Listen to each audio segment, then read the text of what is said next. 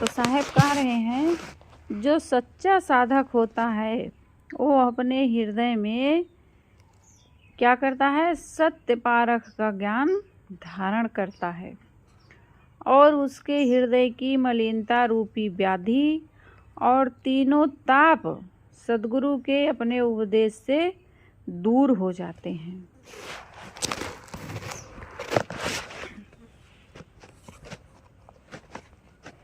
जो सत्य पारख ज्ञान अपने हृदय में धारण करे। तीन ताप क्या है? दैहिक, दैविक और भौतिक। दैहिक ताप क्या है? जैसे शरीर में कोई रोग हो गई, व्याधि हो गई, रोग हो जाती है, कहीं बुखार आ गया, कहीं टीबी हो गई, कैंसर हो गया, ये सब क्या है? दैहिक ताप है। शरीर में जो दुख आता है इसको दैहिक ताप कहते हैं। और भौतिक ताप कहते हैं जैसे कोई जीव काट लेता है, सिंह खा लिया, सर्प काट लिया आदमी, ये सब दुख जो आते हैं जीवों द्वारा, जो किसी जीव द्वारा कष्ट मिलता है उसको क्या कहते हैं? भौतिक ताप कहते हैं। और एक होता है दैविक ताप। दैविक ताप कहते हैं जो जड़ प्रकृति से मिलता है। जैसे बारिश बहुत ज़्यादा हो गई, बाढ़ आ गई, उसमें सब तहस नहस हो जाता है। कहीं भूचाल आ गया, ज्वालामुखी फूट गया, पेड़ पौधा गिर पड़े, ये सब जड़ प्रकृति है।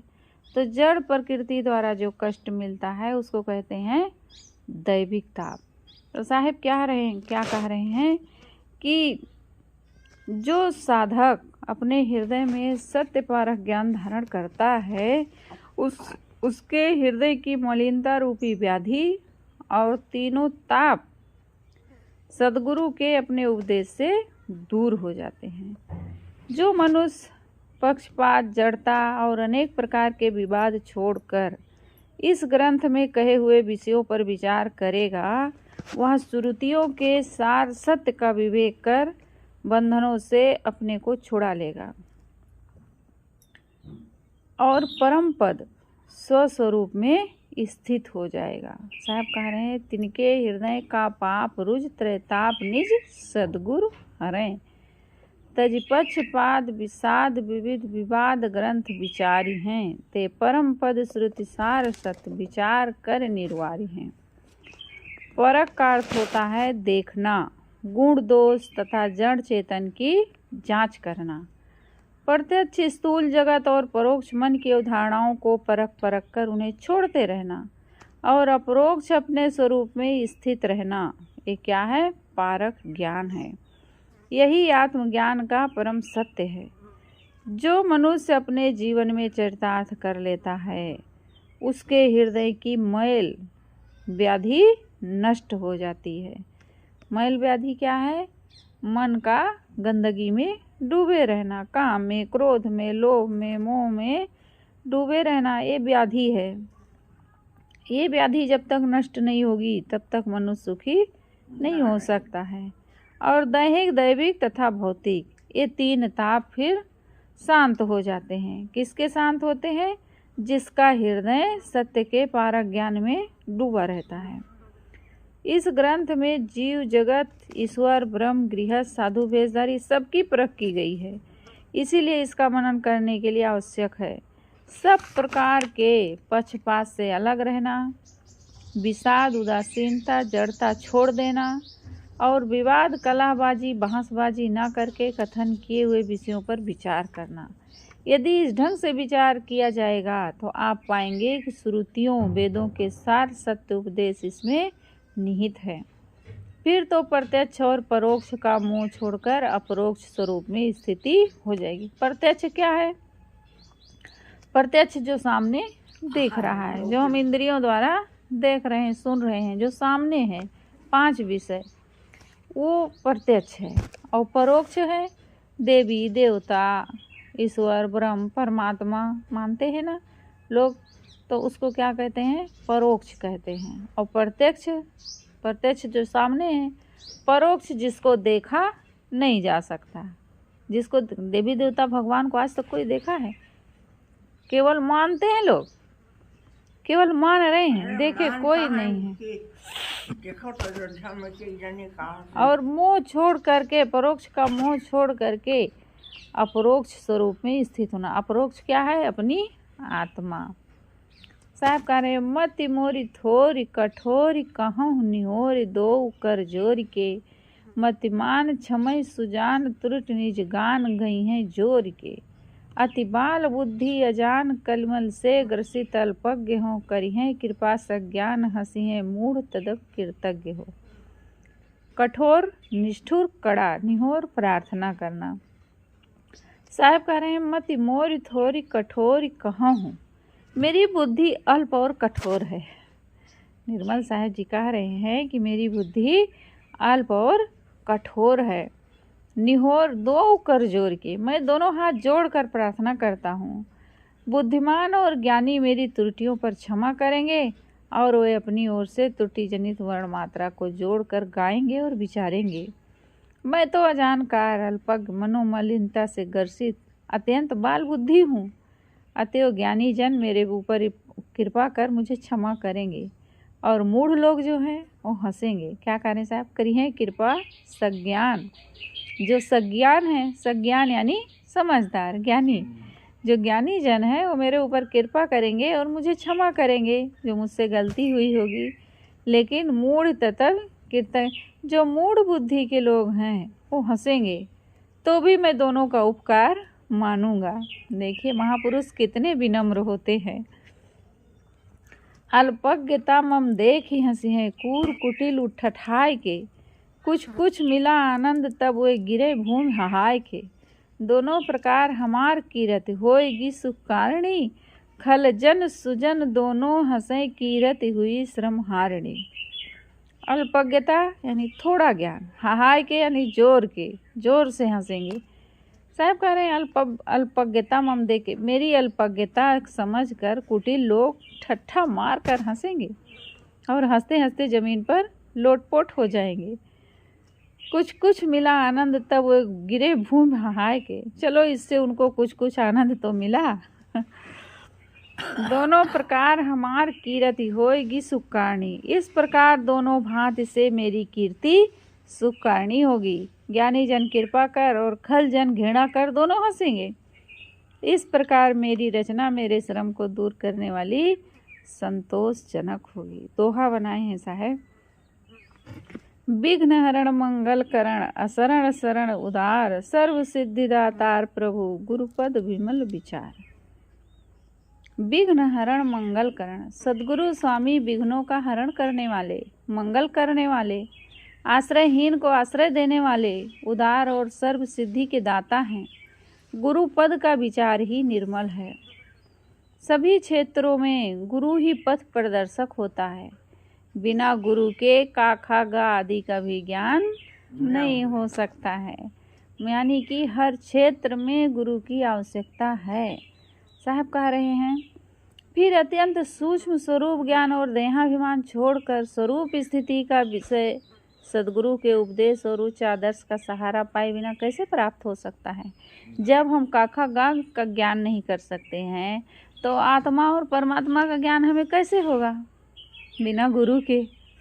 उसके लिए तो बंधनों से छूटने के लिए, भवसागर से तरने के लिए कैसे संभव हो सकता बिना गुरु के? कौन बताएगा रास्ता हमें? सद्गुरु के उपदेश ही मन के सारे विघ्नों को काटकर मंगल करने वाले हैं। ये उनकी उदारता ही है कि वे स्वयं संसार से निष्काम होकर भी मुमुक्षुओं को शरण लेकर उन्हें निभाते हैं। जिस साधक की गुरु ज्ञान के बल से सारी कामनाएं निवृत्त हो गईं, वह सभी सिद्धियों को पा लिया। सद्गुरु की कितनी उदारता है कि वो स्वयं संसार से निष्काम होते हैं और कितने लोगों को अपनी शरण में रख करके उनका कल्याण के लिए अपनी शरण देते हैं, उनको अपनी शरण में रखते हैं, सब प्रकार से उनकी रक्षा करते हैं। ये उनका कितना महान उपकार है। साहब कह रहे हैं ये उनकी उदारता है। तो मुमुक्षुओं को, मुमुक्षु यानी मोक्ष की इच्छा रखने वालों को शरण में रख के निभाते हैं। निभाते नहीं हैं? अब वहाँ रहने वाले भी कितना उधम मचाते हैं। बहुत बोझा लाद। लेकिन इतना बड़ा बोझा लाद करके कहना है कि सब साधु हैं, लेकिन वहाँ भी सब साधु ही नहीं होते, वहाँ भी कुचाल करने वाले होते हैं। सब संत ही नहीं होते हैं, वहाँ भी कपट करने वाले होते हैं, चालाकी। कोई घर से ही मुक्त होकर के नहीं जाता है। अनादिकाल के संस्कार तो सबके पास लगे हैं और वो समय समय पा करके उभरते रहते हैं। वहाँ भी धीरे धीरे साधना करते करते उनका वो दोष छूटता है, लेकिन वहाँ भी वो करते हैं। साहब कह रहे हैं मुमुक्षुओं को शरण लेकर के उन्हें निभाते हैं। जिस साधक की गुरु के ज्ञान बल से सारी कामनाएं निर्वित हो गई, वह सभी सिद्धियों को पा लिया। सभी सिद्धियां, चमत्कारी सिद्धियां तो झूठी हैं। सिद्धि का मतलब ये नहीं है कि वो अष्ट सिद्धि नवनिधि के दाता कहा गया है ना, हनुमान चालीसा हम गाते हैं सब। ऐसे कोई चमत्कारी सिद्धि नहीं है कि वो पा जाते हैं। अपने सिद्धि का क्या कहते हैं, लोग कहते हैं अपने को छोटा बना लिए, हनुमान जी बड़ा बना लिए, कहीं मच्छर बन गए, तो कभी इतना फुला लिए अपने शरीर को। सब रामायण में आया है ना। तो ये सब मतलब चमत्कारी भावनाएं हैं। ऐसा चमत्कार कुछ नहीं होता है। सब चमत्कारी सिद्धियां तो झूठी हैं, छल कपट से भरी हुई हैं। सच्ची सिद्धि है अविचल संतोष। अविचल यानी जो कभी विचलित ना हो, स्थिर हो, स्थिर संतोष। गुरु पद के 3 अर्थ हैं।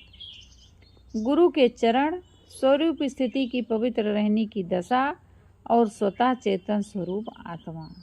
ये गुरु पद के 3 अर्थ हैं। जिज्ञासु एवं मुमुक्षु पहले सद्गुरु की शरण में रहकर सेवा करे। गुरु के चरण, जिज्ञासु को क्या चाहिए कि पहले वो सद्गुरु की शरण में रह करके उनकी सेवा करे, उनके उपदेश सुने और उनसे अपने को सुधारे। फिर स्वरूप स्थिति की रहनी में स्वयं ठहरे, अंततः शुद्ध चेतन ही की स्थिति में स्थित हो जाए। इस प्रकार गुरु पद का विचार विमल है। विमल यानी निर्मल, शुद्ध। बंदो श्री गुरुपद कमल, हरण विघ्न त्रय ताप, जन्म मरण कलिमल हरण, करन नाश रुच पाप। त्रय ताप यानी 3 ताप। 3 ताप क्या है? दैहिक, दैविक, भौतिक। साहब कह रहे हैं मैं श्री सद्गुरु के चरण कमलों की वंदना करता हूँ कि जो सभी विघ्नों, तीनों तापों तथा मन के विकार व्याधि का नाश कर जन्म मरण के कलिमल को दूर करने वाले हैं। मैं उनकी चरण में वंदना करता हूँ। सद्गुरु से 3 बार बंदगी क्यों की जाती है? यही 3 ताप से छूटने के लिए। कहते हैं ना साहेब बंदगी, साहेब बंदगी, साहेब बंदगी 3 बार करते हैं ना गुरु के पास बैठ करके। तो इसीलिए वंदना की जाती है, 3 बार बंदगी की जाती है कि मैं हे सद्गुरु, मुझे दैहिक, दैविक और भौतिक इन 3 तापों से छुड़ा लो, यानी हमारे मन, वाणी और कर्म तीनों पवित्र कर दो। 2 अर्थ लगा सकते हैं हम, लेकिन यहाँ पर मुख्य अर्थ यही है कि हे सद्गुरु, मुझे दैहिक, दैविक और भौतिक तीनों तापों से बचा लो। कैसे बचाएंगे? यानी कि हमारा कर्म इतना पवित्र हो जाए, हमारी वाणी इतनी पवित्र हो, कभी हम किसी को अपने मन, वाणी, कर्म से दुख ना दें। जब हम मन, वाणी, कर्म से किसी को दुख नहीं देंगे तो हमारा तीनों ताप कैसे बनेगा? तीनों ताप ही नहीं बनेगा। जब हम अपने को बचा लेंगे, हर प्रकार से शुद्ध रखेंगे अपने जीवन को, तो हमारे दैहिक, दैविक, भौतिक तीनों ताप बनेंगे ही नहीं। साहब कह रहे हैं हम आपके श्री चरणों में कमलों की वंदना करता हूँ कि मुझे सारे विघ्न, 3 ताप, मन के विकार व्याधि को नाश करके हमें जन्म मरण के कलमल को दूर कर दो। ऐसे ही दूर करने वाले की मैं वंदना कर रहा हूँ। सर्व विवेकी जीव जे बंदों दो कर जोर, क्षमो चूक निज बाल की है मति अल्प कठोर। चूक का क्या कहते हैं? भूल, चूक हो जाती है, दोष, अपराध। जितने विवेकी मनुष्य हैं, साहब कह रहे हैं कि मैं जितने विवेकी मनुष्य हैं, मैं दोनों हाथ जोड़कर उन सब की वंदना करता हूँ। किसकी वंदना करता हूँ? जो विवेकी मनुष्य हैं। कबीर साहब ने कही बंदगी करो विवेक की, भेष धरे सब कोई, सो जिंदगी वही जान दे जहाँ शब्द विवेक न होए। ऐसे लोगों की वंदना करो, ऐसे लोगों की पूजा करो। संत महांतो सुमिरो सोई, जो काल फांसते बाँचा हुई। साहब कहते हैं ऐसे संतों की वंदना करो, ऐसे संतों की पूजा करो जो काल फांस से बच गए हैं। काल फांस यानी बंधनों से जो मुक्त हैं, काल का फांस यानी बंधनों से जो मुक्त हैं, जो दुखों से छूट गए हैं वही तो हमें छुड़ाएंगे, और जो दुखों में स्वयं पड़ा होगा हमें दुख से कैसे छुड़ा सकता है। तो साहब कहते हैं बंदगी करो विवेक की, जो विवेकवान है उनकी वंदना पूजा करो। तुम मूर्ख की वंदना करोगे, उसकी पूजा करोगे तो तुम्हें क्या मिलेगा उससे? वो दे सकता है तुम्हें ज्ञान बुद्धि? कुछ भी नहीं दे सकता है। तो साहब कह रहे हैं जितने विवेकी मनुष्य हैं मैं दोनों हाथ जोड़कर उन सब की वंदना करता हूँ। मेरी बुद्धि थोड़ी है और कठोर भी है, अतएव आप सब अपना बालक समझकर मेरी भूल चूक को क्षमा कीजिए। देखिए महापुरुषों में कितनी विनम्रता। महापुरुष थे निर्मल साहिब जी, उनके अंदर देखो कितनी विनम्रता से वंदना कर रहे हैं बड़े संतों की। गूढ़ तत्व जो वेद का कहीं है बोध निचोरी, जड़ चेतन निर्णय विषय कहूँ बहोरी बहोरी। वेदों का जो गूढ़ तत्व प्रोक्ष आत्मबोध है मैं उसे निचोड़ कर कहूँगा, और जड़ चेतन निर्णय के विषय को बारंबार समझाने की चेष्टा करूँगा।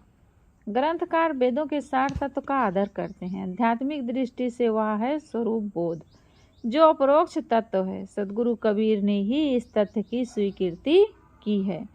जाके मुनिवर तप करें, वेद थके गुण गाए, सोई देव सिखापना कोई नहीं पतियाए। साहब कहते हैं कि जिस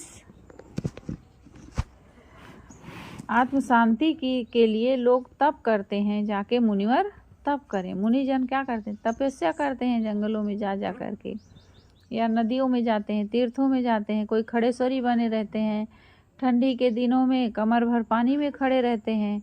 गर्मी के दिनों में दोपहर को जब सूरज निकलता है तो पंचाग्नि तापते हैं, चारों ओर से आग जला लेते हैं और ऊपर सूरज, तब बैठते हैं बीच में तो पंचाग्नि तापते हैं। ठंडी के दिनों में कमर भर पानी में खड़े रहते हैं। कोई 12-12 साल बीत जाता है, खड़े ही रहते हैं शांति को पाने के लिए, परमात्मा को पाने के लिए, भगवान को पाने के लिए। साहब कह रहे जिसके लिए मुनिजन तपस्या करते हैं और जिसके वेद भी गुण गाते नहीं थकते हैं, मैं उसी की सीख दे रहा हूँ, लेकिन कोई मेरी बातों पर विश्वास नहीं करता है। साहब कह रहे सोई देव सिखापना, मैं उसी की सीख दे रहा हूँ कि बाहर कहीं भगवान नहीं है। खड़ेश्वरी बने रहो, शरीर को कितना भी कष्ट दो, इससे भगवान मिलने वाला नहीं है। क्यों? क्योंकि भगवान कहीं खोया ही नहीं है आज तक, तो मिलेगा कैसे? भगवान तो तुम्हारे भीतर बैठा हुआ है। उसको जब तक तुम ध्यान द्वारा, साधना द्वारा और अपने मन इंद्रियों को जब तक निर्मल नहीं बनाओगे, पवित्र नहीं करोगे, राग द्वेष से जब तक मुक्त नहीं होगे, तब तक तुम उसका अनुभव नहीं कर सकते हो। साहब कह रहे हैं सोई देव सिखापना, लेकिन कोई नहीं पतियाए, कोई विश्वास नहीं करता मेरी बातों पर। लेकिन ऐसा नहीं है साहब की बातों पर विश्वास नहीं करते थे, आज विश्वास न करते तो उनका विचार यहाँ तक कैसे आता? लोग विश्वास किए ना, माने। सब संत आज भी मान रहे हैं, सब नहीं माने, कोई नहीं पतियाए, मतलब कम लोग माने हैं, कम लोग माने हैं। सब कहाँ माने हैं? कम लोग माने हैं, लेकिन माने हैं। आज भी मान रहे हैं लोग कबीर साहब की बातों को। नहीं मानते तो आज उनका विचार दुनिया में लुप्त नहीं हो जाता, लेकिन चल रहा है, बल्कि और ज़्यादा बढ़ गया है उनका प्रचार प्रसार। अब तो सरकार भी उनकी बातों का समर्थन कर रही है। साहब कहने कोई नहीं पतिया है। ग्रंथकार कहते हैं मैं वेदों का गूढ़ तत्व निचोड़ कर कहूँगा। निचोड़ने का अर्थ है सार निकाल लेना, जैसे गन्ना से रस निकाल लेते हैं, जैसे तिलहन से तेल निकाल लेते हैं। वेद वेदांत में कहा गया है कि आत्मा एक है और व्यापक है। आत्मा एक नहीं है, एक जैसी है, लेकिन एक नहीं है। अगर एक रहती तो फिर सबके भीतर वही एक ही कैसे जा सकती है भाई? क्योंकि हर एक समय की बात एक ही आदमी थोड़े जानता, सबका अलग अलग अनुभव होता है। तो इसका मतलब है कि आत्मा एक जैसी है लेकिन एक नहीं है। तो वेदों में क्या कहा गया है? आत्मा एक है, व्यापक है और अंततः जगत से अभिन्न है। जब आत्मा एक है तब कौन किसको उपदेश कर रहा? जब एक ही आत्मा है तो दूसरे कौन उपदेश कर रहा है? यह प्रत्यक्ष अनुभव का विषय है कि आत्माएं अनेक हैं, क्योंकि सभी आत्माओं के अलग अलग जन्म मरण प्रवृत्ति तथा बंधन मोक्ष हैं। वस्तुतः सभी आत्माओं का गुण एक है। कौन सा गुण है? ज्ञान। सबके पास में आत्मा का कौन सा गुण है? ज्ञान। आत्मा गुण की दृष्टि से एक है, व्यक्तित्व में अलग अलग है। क्वालिटी में एक है, क्वालिटी उसकी एक ही है, चाहे वो चींटी के भीतर हो, चाहे हाथी के भीतर हो, चाहे मनुष्य के भीतर हो, किसी के भीतर हो, लेकिन क्वालिटी में वो एक ही एक जैसी है सबकी आत्मा। लेकिन क्वांटिटी असंख्य है। क्वांटिटी और क्वालिटी अलग अलग है ना, तो क्वांटिटी जो है वो असंख्य है, यानी कि अलग अलग है। आत्मा व्यापक है, ये महिमा परक वचन है। यदि एक अखंड वस्तु सर्वत्र व्यापक हो तो जगत होगा ही नहीं, गति स्फूर्ण चलन होंगे ही नहीं। और ये सब है, जगत में ही आत्मज्ञान का उपदेश दिया जा रहा है। बड़े बड़े मठ बनते हैं, नाना मतों के द्वंद्व चलते हैं। वस्तुतः आत्मा शक्तिशाली है, यही उसका विभुत्व और व्यापकत्व का तात्पर्य है। अंततः आत्मा एवं ब्रह्म जगत रूप ही है। ब्रह्म जगत एक है, जड़ चेतन एक है। जैसे जल और उसकी तरंगे, मिट्टी और उससे बने घड़े एक हैं, वैसे आत्मा और जगत एक है, ऐसा लोग बताते हैं। ये धारणा सारा गुड़ गोबर कर देती है। जिस देह और जगत विषय को अमन की तरह त्याग कर आत्म स्थिति बताई जाती है, उसी को अंततः अपने स्वरूप से अभिन्न बताकर घोर अविद्या में पहुंचाया जाता है।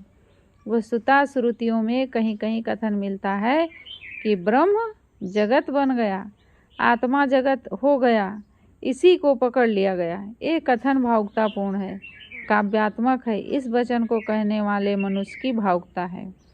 जड़ चेतन नहीं होता और चेतन जड़ नहीं होता, दोनों मूल तत्व हैं। इसलिए ग्रंथकार इस दोहा में कहते हैं, जड़ चेतन निर्णय विषय कबहू बहोर बहोर।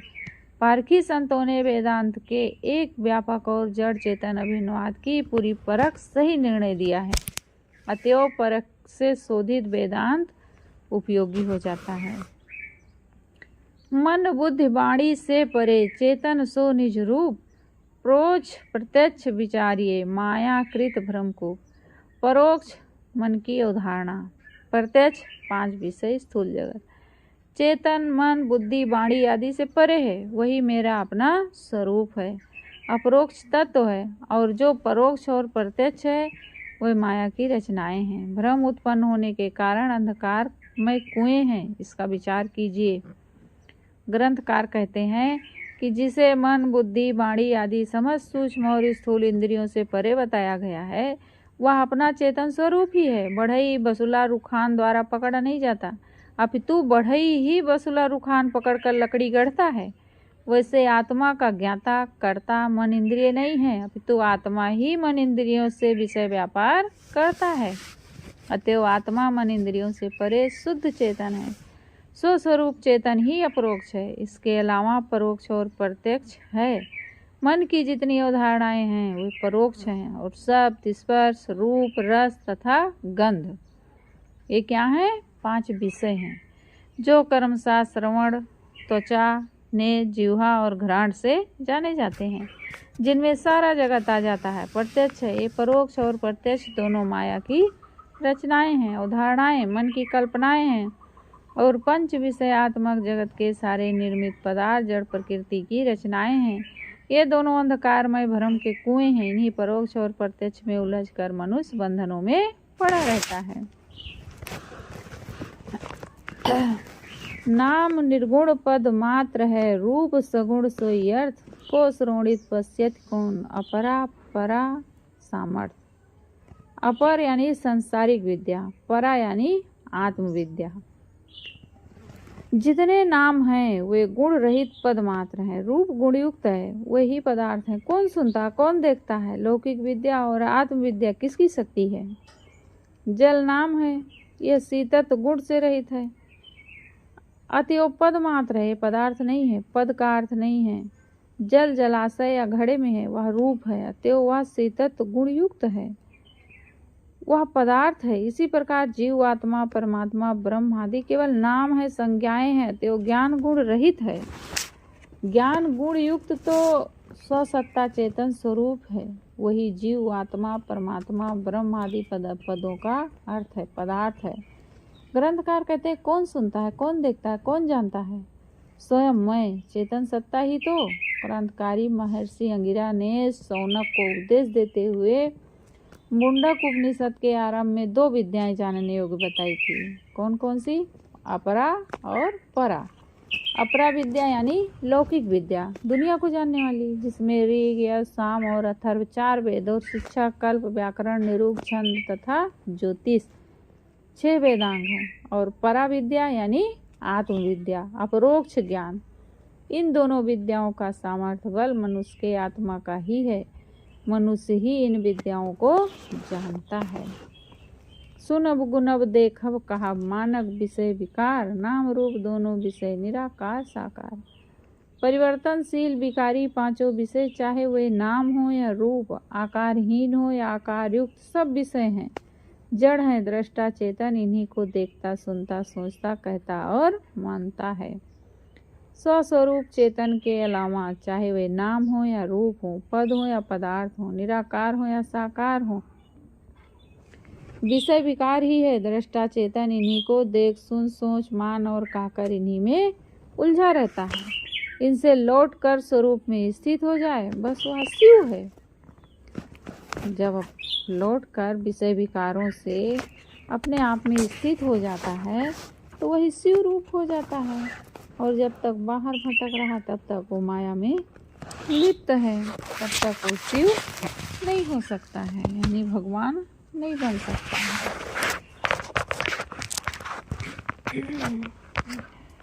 बोलिए सद्गुरुदेव की जय।